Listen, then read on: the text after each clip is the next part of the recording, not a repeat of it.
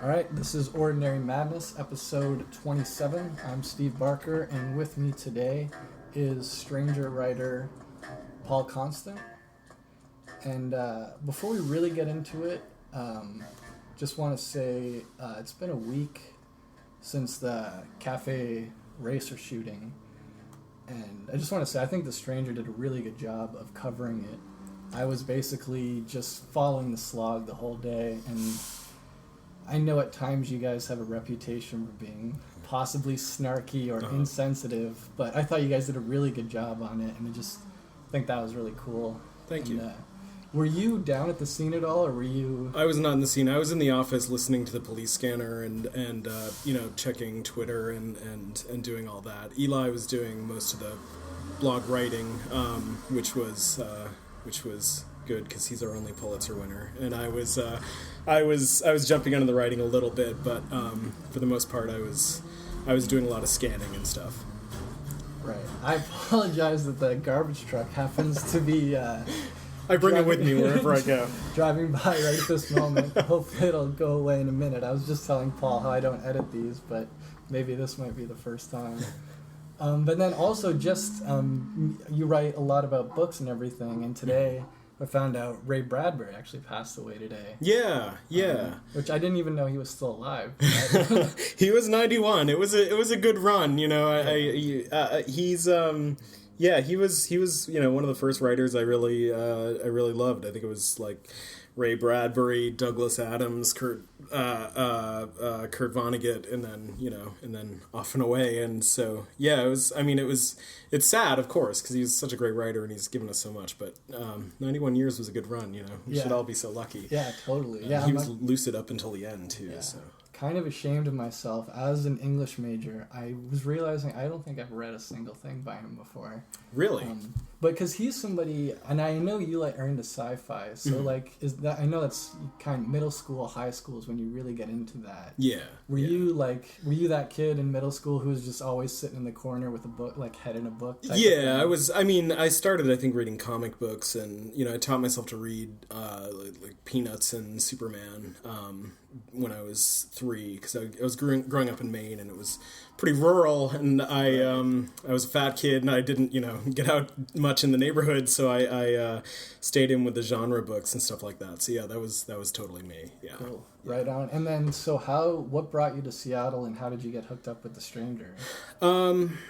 Well, let me see. I grew up in Maine, and then I dropped out of University of Southern Maine because I realized that I was either going to become an English teacher, which I did not want to do, or work in advertising, which I also didn't want to do. So I just left and moved to Boston, and I didn't like Boston very much at all. I was there for 4 years. I worked at Borders in Boston, and then I came out to Seattle. I had a friend who was going to school at Evergreen, and I just came out to visit her, and it was actually the first time I'd ever been on the West Coast, and it was in the middle of March, and it was all dreary, and I just loved it. I was like, this is, and I did a little research, and it's like the movie Watching a City in America, or it was at the time, and it's always jostling with Minneapolis for the most literary city in America, and right. It was, and I wanted an excuse to be forced to stay inside and write, and it just sounded perfect. So I moved here. I went home and said I was moving, and I did a few months later, and it's been 12 years. And as soon as I came out, within a month, I had a job at Elliott Bay Book Company, nice. Which I had for 8 years. And I think at like 4 years at Elliott Bay, I became Christopher Frizzell's intern, and he was the books editor at the time. And he just liked my writing a lot and kept me around. And I worked for them freelance for another 4 years while working at Elliott Bay. And right. I had a column called Party Crasher, where I would go to people's house parties and report on it. I totally remember that column. I didn't realize that was you. Yeah, that was me. It was a lot of fun because I'm not a party person. I'm right. Really. I read a lot, and so I'm inside a lot. And but when you're at a party with a pad of paper and a pen, it gives you license to ask anyone about anything. And so right. It was a lot of fun. I did that for a year and a half to 2 years, something like that. And, I covered everything from birthday parties to I covered one gay orgy, and it was a really cool way to get into writing nonfiction, because before that I wasn't sure what I wanted to write, and it was actually really good training. And then Christopher moved up to become editor of the paper when Dan Savage couldn't. His column and all of his work was pulling him away from the paper a lot. He was very hands-on up until then, but he was, going away and speaking at schools and stuff. And so Christopher moved into his job, and then I moved into Christopher's job, and that was 4 years ago now. Right on. How come nobody ever picked up the Party Crashers? That was, I've actually forgotten about it until you reminded it. And I remember reading one about you going to like a LaRouche party with all these crazy political kids or whatever. And I remember reading that one and thinking it was really funny, just the way you took the story. Oh, thanks. Yeah. It was picked up. Jeff Kirby wrote it for about a year after that, and after I came on full time, and I was editing it.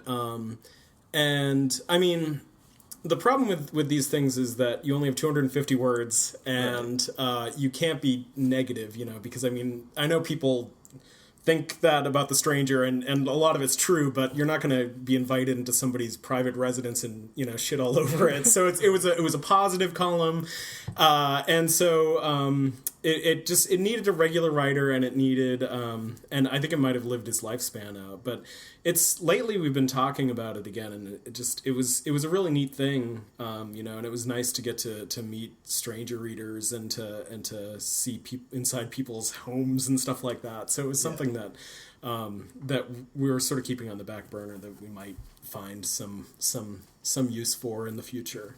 Cool. Yeah. Well, I look forward to that. So as a books editor, me and a lot of my friends were talking about this a lot, probably about a month ago, about there being no Pulitzer for literary this year. Uh-huh. And I'm curious what your thoughts are, because there was basically a top 3: Swaplandia, The Pale King, and Train Dreams, which I don't really know anything about that book. Mm-hmm. But, of course, David Foster Wallace, and I've heard good things about Swaplandia. I never read it. Swaplandia was good. It's a first novel. Like, Lucy Russell, she wrote a collection of short stories whose name I can't, St. Lucy's Home for Wolves, something like that. It was very much a first novel. It was a really good first novel, but I was a little surprised that was in the short list. I think basically what happened with the Pulitzer for fiction was that a couple of the judges said, I'm not voting for anybody but David Foster Wallace, and a couple of the judges said, I'm not voting for David Foster Wallace, and it just became like this cult of personality, is what I'm assuming. I don't have any gossip or anything, right. But that's generally what people I've talked to say, and it sounds about right to me, that it was just a sort of a hung jury, because I don't know how you can have a prize and not want to give it to David Foster Wallace, right? Unless you're not a David Foster Wallace person, in which case you absolutely don't. So I think I think they were just deadlocked on that, and I think they didn't give it. It's bad news for booksellers. Speaking, as somebody who sold books for 12 years, you want the prizes that everyone's talking about so you can sell them. Right. But I don't think... I think I kind of like that there are years where they don't give prizes personally, because it seems like it's, even if it's not true, you sort of think of it as them saying, try harder, give us something that'll make us want to give you an award. Right. And I like the Pulitzer a lot. I like Richard Russo's Empire Falls and Eugenides' Middlesex, and they tend to go for like the big sort of populist books that you can read with your parents, and you'll both come away feeling all right about it. You know what I mean? I think the Pulitzer is a pretty good run, and I think it's okay if they botch it every once in a while. Was there a book that you thought should have deserved it, or? Oh, I don't know. I probably would have been in the David Foster Wallace camp, but I can see the other side too. Right. I don't really know if there's like a best book of any year, there's so many different kinds of books, and there's there's the populist books and the literary books and all that, and I mean, it's sort of arbitrary. I think I probably would have given it to the David Foster Wallace book just because he was such an amazing talent, and because the book was sort of a nice insight into the dance between he and his editor. Because a lot of the book had to be sort of manhandled into the shape it was, and it doesn't even end, right? So, like, it's really a tough one. I can see why people. Did he ever win one when he was alive? Did Infinite Jest get one? Or? Pulitzer? I don't think so. I'm not sure, actually. He doesn't seem like Pulitzer material, right? I think if the Pale King had been finished, I'm sure it wouldn't have won the Pulitzer, because he does these dense things that aren't the Pulitzer style. It was like a Lifetime Achievement Award or something. Well, right. Maybe that's the wrong word. Since it wasn't. But it was it was an honorary thing, I think. True. Yeah. Well, and then just so speaking of awards, you guys are doing the Genius Award a little different this year. We are. And so basically you're picking, is it going to be 3 people in every category, or is it just 3 for lit? It's 3 people in every category. Right. It's the 10th anniversary of the Genius Awards, so we want to do something a little different. So yeah, every category picks 3. We came together and chose 3 shortlisters, and then everybody who's won a Genius Award before is going to vote, and the winner of that vote is this year's Genius. Yeah, so I was curious, will only past lit winners be voting on lit, or will it be will music people be voting on lit, or? That's a good question. It's everybody. Everybody votes on everybody, and the staff gets to vote also, even though we're not geniuses. So well, Medede is, right? Right, Medede is, for film, we should have put him on the short list for literature this year. just a double genius. But yeah, it's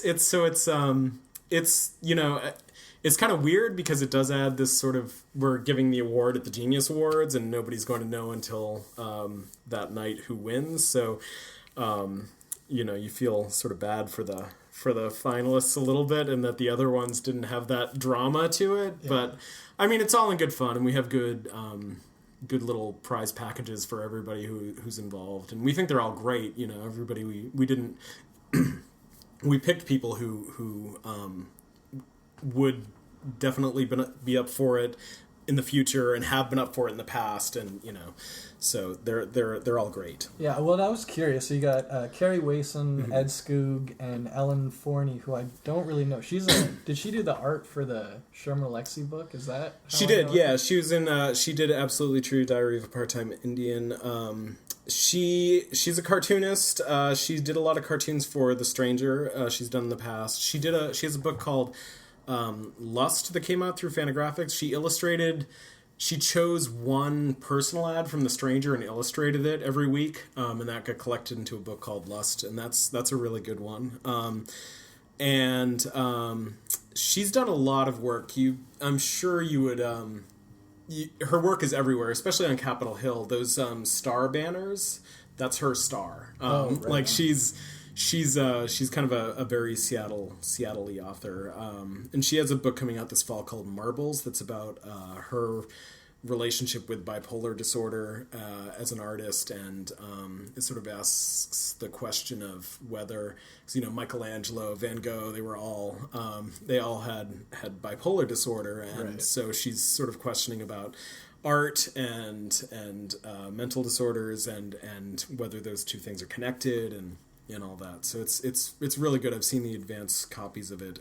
We got copies from the publisher while we were considering, and it's pretty exceptional. Yeah, and so is it? Are you like the main lit guy at The Stranger? Like, how did you come up with these 3? Was it you and a couple other people? We all nobody gets nominated unless everyone agrees to it. Like if all the editors and all the different disciplines lock ourselves in a room. I hand out the books to people and they read them. We all listen to the music together. We all look at the visual art. It has to be, like, it doesn't have to be everybody's top pick, but everybody has to agree that person is a genius. So it's very, there's months and months that go into it beforehand where we argue it out. We have like 2-hour meetings where we just battle it out. So, Yeah, so this was just like that, only instead of picking one, we got to pick the top three and say they're it. So I didn't nominate all of them. I'm not going to get into specifics, but I mean, Right. I endorse all of them, and I mean, generally I've had the tiebreaker in other years when I'm the because I am the book's editor, so I get to have final say. Right. Usually. Cool. Wow. I'm pulling for Ed Skoog. I think he's a great poet. Ed is a great poet. Ed is Ed's awesome. I've always had a man crush on Ed Skoog. Yeah. So. Well, and he looks like he should be a linebacker, and he shouldn't be a poet. What is he, like 6'5"? I have no idea. I like standing next to him because it makes me feel sort of childlike, and yeah, he's great. And Carrie Wason is also great. She's got the one book out. I guess Ed has one book out too, but he's got another one coming out in the winter. So we've everybody who's nominated is definitely if they don't win this year, they're up for it in the future. So yeah. Cool, right on. Well, I'm always looking at the geniuses and who wins and who gets shortlisted. So, and Carrie Wason's just one of those names I've been hearing. I don't think I've ever actually read any of her work, so I'm definitely going to check her out now. Yeah. But yeah, you've slightly moved a little bit as books editor, and I noticed you've been doing a lot of political coverage, and you basically covered the whole Republican primary. Yeah, and I'm going to cover the whole general election too. And I'm really curious about the Republican primary, and are there any holes in your walls, or have you broken anything? like those debates, I ended up just reading what you wrote on Slog about them because I couldn't get 15 minutes in without just wanting to shake somebody, or just all these smug liars just spouting bullshit. And I just I don't know, how'd you sit through them all? I understand the impulse, and I mean, a lot of people have asked me if I've given up the book coverage for the political coverage, and that's not true. I mean, I still, I review basically at least a book a week in the paper and more online. But I've always read, I've always loved Hunter Thompson. I think Fear and Loathing on the Campaign Trail 72 is his best book, and it might be the best book about America that I've ever read. And so, Eli Sanders covered the last election, and this year he's been doing more, and different stuff, including, the piece that he won the Pulitzer for last year. So when they offered it to me, it's something I've always wanted to do, but again, I'm completely untrained, so I never thought I'd have the opportunity. So it's one of those things that's really nice about The Stranger, and that they send me to these places to cover these people. So I've always had an incredibly high tolerance for political bullshit. I mean, I don't believe what they're saying. I don't think they believe what they're saying. Right. But I just love listening to people lie like that. It's just it's so tense to me. It's it's acting for ugly people, and it's just it's so dramatic, and it's always captured my attention. I've always been fascinated by the presidency. I'll read anything. I haven't read the Robert Caro, Lyndon Johnson ones because I don't have time to read 6 feet of books, but that's for when I retire or get laid off or whatever. I'm going to sink into those. But the presidency has always been really fascinating to me because it's a good way to encapsulate, American history 4 or 8 years at a time. And just the ambition and the sheer arrogance of saying I'm going to be that guy, I'm going to be the one who everybody looks up to for 4 years and make all the decisions. I can't imagine who would say that. It's insane. So I think about it as theater a lot, and that's what you have to. Yeah, that's what does it for me. And everything is so practiced and so so tested and so refined that it's just amazing. It's amazing for me to watch. And I mean, for the most part, they are smart people, and so I just appreciate the levels to which they destroy themselves to reach this point in their careers, and then just and most of them, almost all of them but one, fail, and that's fun to watch too. You know? When it all started, did you think Mitt was going to be the guy Yeah. I put it in thought- print. I had a couple of coworkers who thought, Sarah Palin was going to come in and all that, but I thought it was going to be Mitt Romney all along, just because the Republican Party is pretty orderly. They freaked out this year. There were a couple of moments where I thought Santorum could have stolen it. I couldn't believe that he got that far. Like, he's the one guy, like, whenever I see his face or him just talking, I just, like, I'm not a violent person in any way.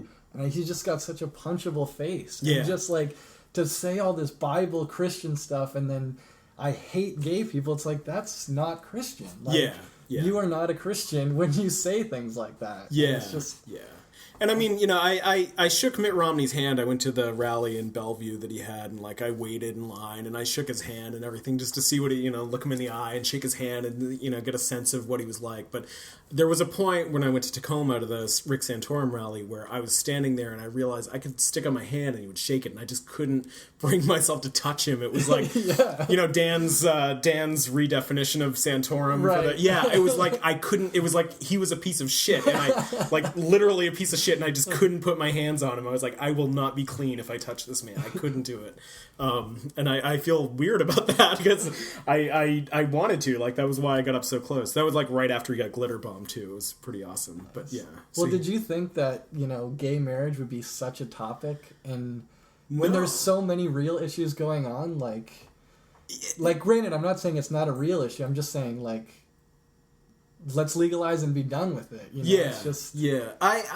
I didn't think it was going to be this time, but I'm glad that it is, because the acceptance of it it's sort of rocketed to this point where I think the majority of Americans are in favor of it now, and that wasn't true 10 years ago. And I think it's because more people are talking about it. I did a story for The Stranger where I interviewed people, and they found that if you talk to somebody about gay marriage, you're not exponentially, but you're way more likely to be supportive of it if you know a human being who is gay and you find out they're not monsters who want to who want to sodomize your children. Well, then there was that woman, I saw you post the thing, Anderson Cooper was talking to her. You posted on the Slog how some reverend said we should put them all on electric fence. Yeah. And then Anderson Cooper was interviewing her, and granted, it just made her look like a complete fucking idiot. Yeah. But it's like, there's really people out there that believe that? Yeah, they are, and they've never met gay people, and there are all sorts of issues, and they're dumb. But there's issues of poverty at play, and I'm absolutely all for laughing at idiots. But I sometimes I can't understand thinking like that, but I can understand how somebody could be in a position where they could think like that. Does that make sense? That might not make sense. Just fear, pretty much? Or? Yeah, it's fear, and it's easier to, and you want to have somebody you feel superior to, and a lot of the time, people don't have that, and so, that's how leaders get in power, is they make people scared, and then they capitalize on that. Yeah. Well, and then just to talk about ignorance, I guess. One thing I have not understood during this political campaign, I'm wondering if you could explain it to me. Oh, yeah. Because I know you know a lot about this, and I don't know enough about Ron Paul, but I'm very confused, because a lot of people, around my age who I think we have fairly similar political beliefs are now, just completely rallying around him. And I hear a lot of things he say sound cool, but then I hear him, and he's against gay marriage, and he's against abortion, but he's very libertarian, do what you want, but you gays can't get married. And I can always understand somebody who's pro-choice, who's pro-life. I don't think abortion's a good thing, but I think we should have it. But anybody who's against gay marriage, I just don't understand it. And I don't understand Ron Paul rallying all these young people when he's against stuff like that. It's a mystery to me too. It's sort of it's a cult of personality. You hear the good things. He's great on drugs. No, I mean he might be great on drugs, but his drug policy is great. Right.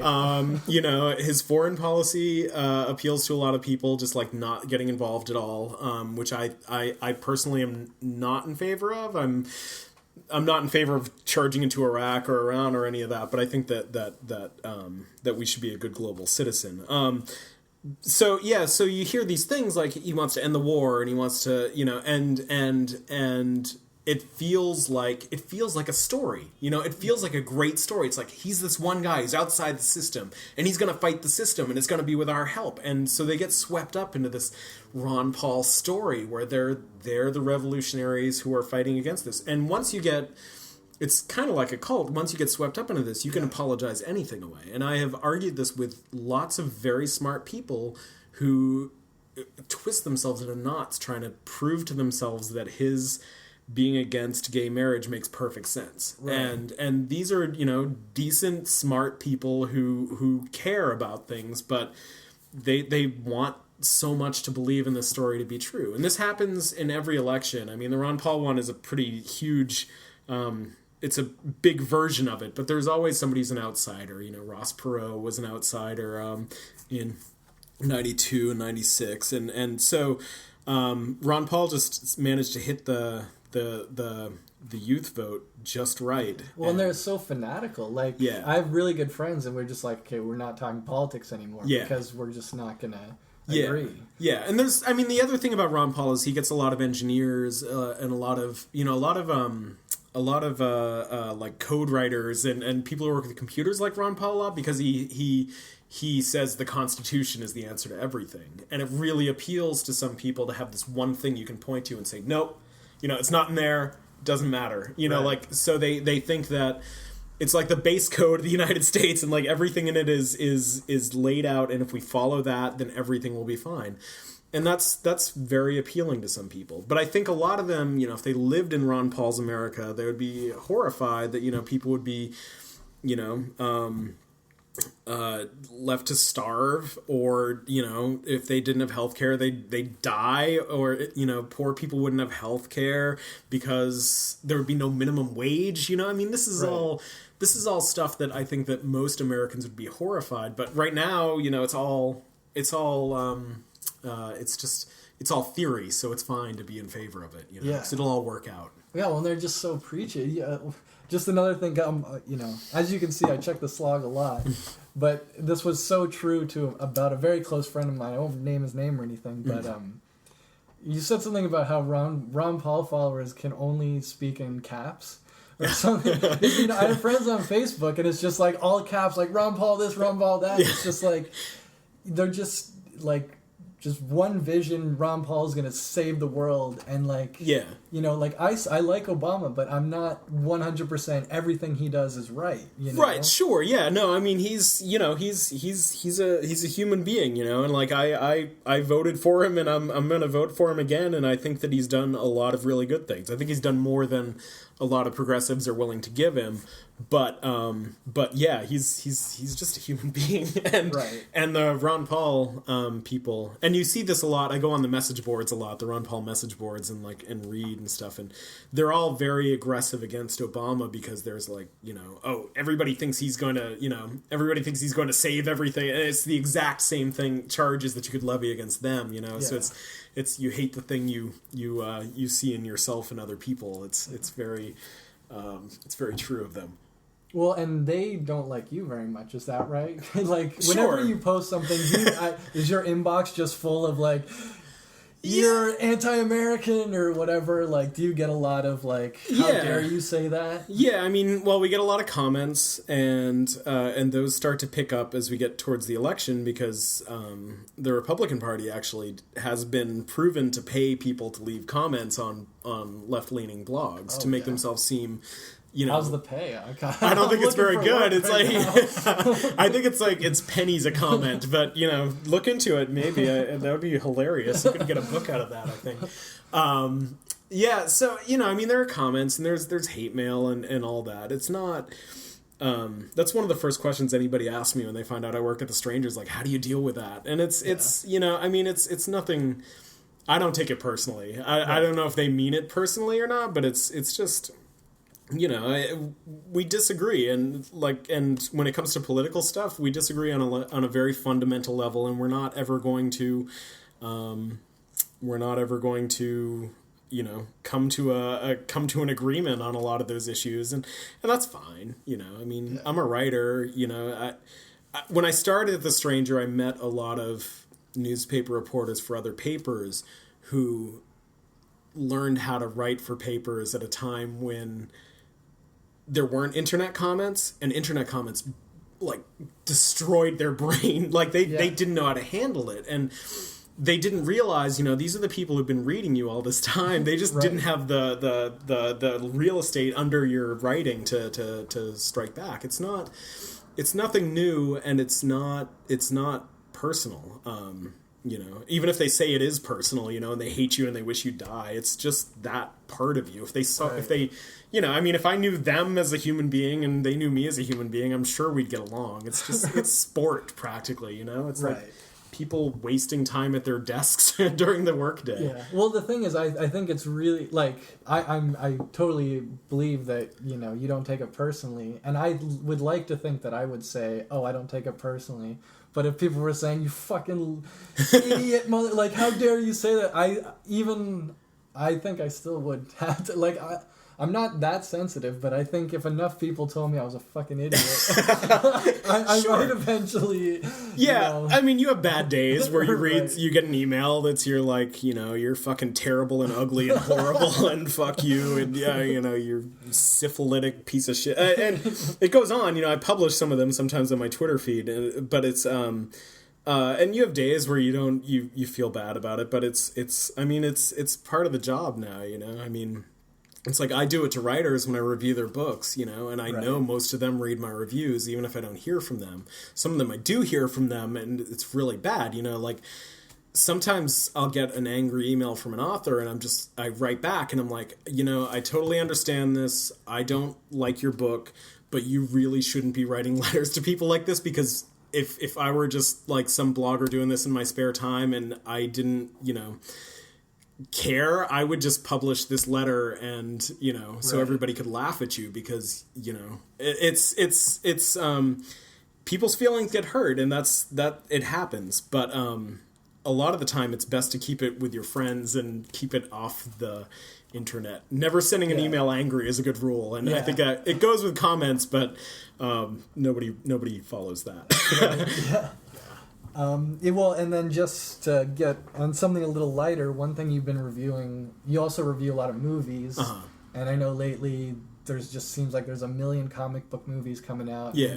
The summer blockbuster season's about to start. Yeah. Is there anything that you're looking forward to? Anything? Oh, I'm really excited about the Batman. The new Batman? Yeah. I really liked, I really liked The Dark Knight, and I think Christopher Nolan is a really great popcorn director. I think he does, you know, I think he puts a lot of thought into his movies. I know it's there was a point there where it became not fashionable to like Inception, but I dug Inception, and I think that The Dark Knight was really good, and I'm excited to see this, you know, 3-hour mammoth bitch of a, you know, 3 hours. It's 2 hours and 45 minutes. They just announced the running time yesterday. Wow. It's going to be a long one, you know, but I'm really excited for that. I just saw Prometheus, which is opening. You've already seen that? Yeah, I saw it last week. Man, how was that? That's like the one movie that I'm excited for right now. It's good. It's not.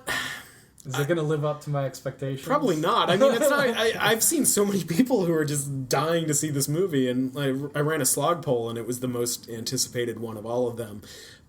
It's fine. It's, you know, it's a sci-fi movie, and it's I really like how it asks some big questions. Like, it tries to be really smart, and then as it goes along, it gets kind of dumber and dumber, and I think that's fine. You know, I mean, like, I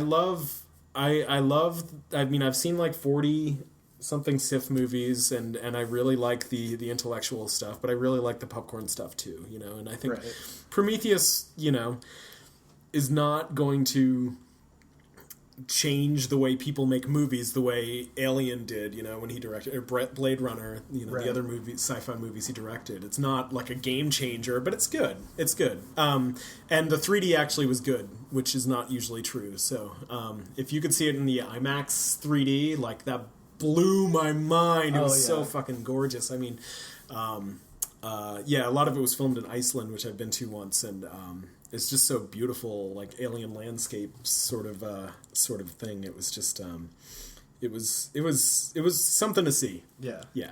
And as a kid who grew up reading comic books, how do you feel now that like I think we're probably similar to the same age, and back then it was like maybe once every 4 or 5 years there'd be like one comic book movie, and you get really excited for it. And now like anybody who's ever been in a comic ever is like gonna have a trilogy. Yeah. And you know, I think I've made the mistake because I saw Ghost Rider, I saw the Incredible Hulk with Edward Norton, and the Punisher that was rated PG-13. And so I'm just like, all comic book movies suck. And I think I just like picked the worst 3 possible. Yeah, I mean, you just want, you know, you got to find the ones with the good directors and good writers. I mean, I watch all of them anyway because like I have an amazing tolerance for shit movies. Like I will go to I go to the movies.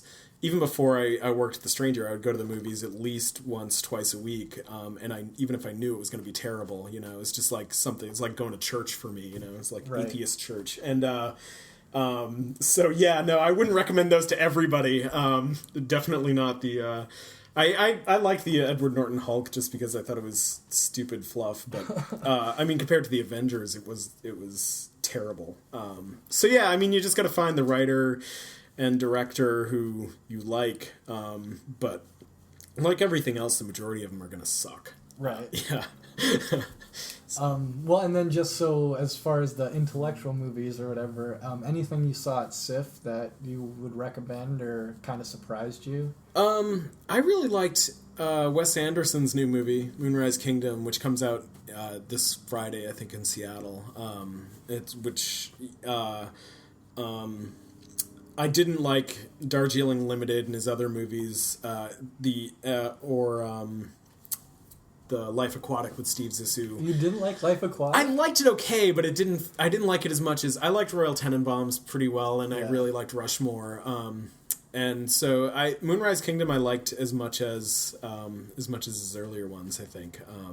So I was surprised by that. And there's a documentary about Anonymous and the and WikiLeaks and all that called We Are Legion, Story of the Hacktivists, and that was really useful because it explained a lot of these things up to now, like their assault on the Church of Scientology and you know, and 4chan, and it explained a lot of these things really well. And so that's a documentary I would tell everyone to see, because a lot of us have gaps in our knowledge about that stuff, you know, because we don't pay attention because it's nerds on the internet. But it's important stuff, and it's good to get a primer in it. Yeah. 4chan is one of those, it's like a world I don't usually go into, but I'm just so fascinated by. I think we have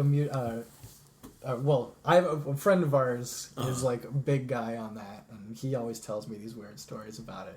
I'll give you his name afterwards, but he is dating one of your coworkers. Okay. So I'll say that. But so I should say that, you know, lately I've been taking Twitter questions for the guests. If you follow me at Ordinary Podcast, I announce the guests like 24 hours beforehand. And so I have a couple questions for Paul. And if you want to follow Paul on Twitter, it's just at Paul Constant. I got in early. Yeah, seriously. I only joined Twitter maybe 3 weeks ago, and I don't even go to Facebook anymore. It's just, Facebook now is just friends spamming each other. Yeah. Like, all it is just like, look at this picture of Obama and how positive it is, or look at this picture of Mitt Romney being an asshole. And Yeah. No, I fell in love with Twitter when I joined it like 3 years ago now, I think. I wrote a feature for The Stranger about how much I love Twitter, and I wrote it entirely on Twitter. It was all in 140 character chunks, and It's like my ideal social network because it's so no stress, like there's none of that join my video game or like it's none of that stuff that drives you crazy. It's like it's so quick and efficient. Speaking of that, did you get to read Jennifer Egan's short story that she put on Twitter? I haven't read it. No, I don't think Twitter is a very good medium for that. Did you read it? No, like it sounded like a cool idea, but I was like, I'm never going to read this. Whenever they just put it in normal short story form, I'll check it out. Yeah, I think it's in the science fiction issue of the New Yorker, which I haven't gotten to yet. I'm going on vacation in a couple weeks. I'm going to take it with me, but so I think it's been collected. But it's just like, why would you want to read a narrative like that? That seems like a terrible idea. Also the way it's written, would you have to read up, like I start think at the bottom and then read up? Yeah. It's all gimmick. Yeah, that would hurt my eyes. But so at F-Bomb has a really good question, and I was actually asking myself this question when I saw it, but do you ever watch the movie before reading the book? Yeah. Let me see if I can think of an example. Oh, man. That's a good question. Do I ever watch... I do. I know I do. But I can't think of an example. I'm not really... I mean, of course the book's going to be a different experience, and it's probably going to be a little better because you can get wrapped up in it. But sometimes it's like a duet. It's a good duet, where they hit the right points and it and the flow of the story is different. They really have to make it different than the book for the most part to make a successful one of those. Let me see. I'm trying to think. I'm sorry. Yeah. Oh, no problem. Yeah, well, like when I was thinking that there's two books that I'll probably never read, and people recommend them to me all the time, but I've never read American Psycho or Fight Club, only because I've seen both of those movies like over 10 times each. Both of those are movies that I have described as being better than the books. Oh, you're saying the honestly, better? Yeah, in those cases I do. I think Fight Club I read when it first came out because I was working at Borders and I happened to get the advanced reader copy, and I read it before the movie, so I knew the twist. Right. But I think the movie's really effective. I think David Fincher is a really good director, and so I don't know if you need to read the book. Wow, honestly. You're one of the first people. Everybody, oh, dude, the book's so much better. You have to read the book. And I'm like, dude, I've seen the movie 15 times. I don't know if I could read the book. I think rather than watching that movie, you should read Invisible Monsters by Palahniuk, which I think is a great book that if they try to turn it into a movie, it's going to be garbage. So, I mean, why would you bother reading the same story that you saw that was handled pretty capably? Right. Just read something else by him. And I've had mixed feelings on him. Like, I really enjoyed Snuff. I really liked Choke, and I also liked the Choke movie, and I liked Diary. I thought Survivor was not very good, and I thought Lullaby was so bad I put it down after 50 pages. Yeah, he's tough. I mean, and a lot of his books are really the same, and I wish that he'd stop putting out a new book every year and just like take the time and write, we'll be here when you get back. It's like he's obviously a really talented writer, and he's a great reader of his own work. Like, even if the book he's touring with is total shit, you should go see him when he's in town because he's awesome. He's awesome at reading his stuff. He's like, other authors should go see him read so they could get a sense of what a good reading is like. Yeah, he should slow up a little bit, maybe. But yeah, Invisible Monsters is really good. American Psycho, I'm fine with, but I'm not crazy about Bret Easton Ellis just because he's so sort of disaffected and there's that remove that I'm not really crazy about in my fiction. But I thought Christian Bale was like fucking nailed it in that movie. And he's just he's so. He's so good. It's such a good performance, and the movie makes more sense than the book, I think. And it's just, I think that's definitely one where I think the movie is better than the book. And they're actually doing that movie again, right? They are. The rumor. I think I heard you post that on Slot. Yeah, they're doing it again, and it's going to be set in the economic crisis. And I think it's probably going to suck. And do they have like a director or star? They do have a director. I don't remember who the director is, and I haven't heard anything about casting. And I think I heard that Ellis is writing a sequel to American Psycho, which I think is a terrible idea. But what are we going to do? It's 2012. Everything is a sequel. Right, exactly. And then so I got another question from. Well, actually, did you think of any books that? No, I did not, and I'm I'm sorry. Let me see. Man. Well, we can come back to that. Okay. And then at Greg Bem just wants to know, is there anything you won't read and why? No. There's nothing that I won't read. 'Cause, I mean, book editing a book section is kind of lonely work now. There aren't that many book sections in town, which I think is a shame. I wish I had more competition, because I can't be all things to all people. Right. But because there are so few, it's just me and Mary Ann Gwynn at the Times. I feel like I have to try to cover as much ground as I can.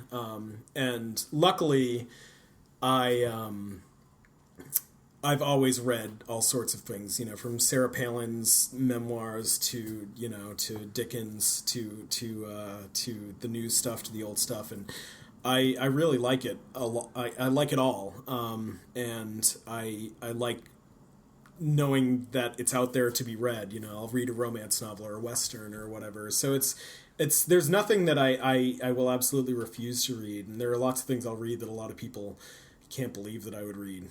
Did you read Shades of Grey? I did. I did read that. Yes, it was terrible. And it was terrible because it was a ripoff of Twilight, which I also read, and which was also terrible. But 50 Shades of Grey is worse because I don't know if you know this, but the woman who wrote that, it started out as Twilight fan fiction. That's what I heard. Yeah, and then she made the vampire into a billionaire who lives in Seattle, and instead of vampirism, it's S&M. And this lady who wrote it, she clearly hasn't read any other book in her life than Twilight, because it's structured just like Twilight. Yeah. The plot dips at the same. It's like a page-for-page rewrite of Twilight, which is incredible to me. That there are two rules if you want to be a writer. You've got to read a lot and you got to write a lot. Right. And she's not doing either one. Yeah. And it's garbage, but it's kind of beautiful garbage, just in that it's just such a mess. Yeah. Well, the little I've heard from it was just that I think it was on Funny or Die or something, of Gilbert Gottfried doing the audiobook of it. Yes. Which was, I was crying at my computer watching that. Yes. I don't think I'd ever be able to read it because I would just hear Gilbert Gottfried, which would probably make it really enjoyable. He did us all a great service by doing that. Yeah. I think by marrying his name to that book. Well, and then I just have a personal question that I've always been curious about. Since you're always reading, seeing movies, you obviously like stories, and you said you were an English major. Is there a Paul Constant novel somewhere, or do you write short stories or anything like that? No, I've written some.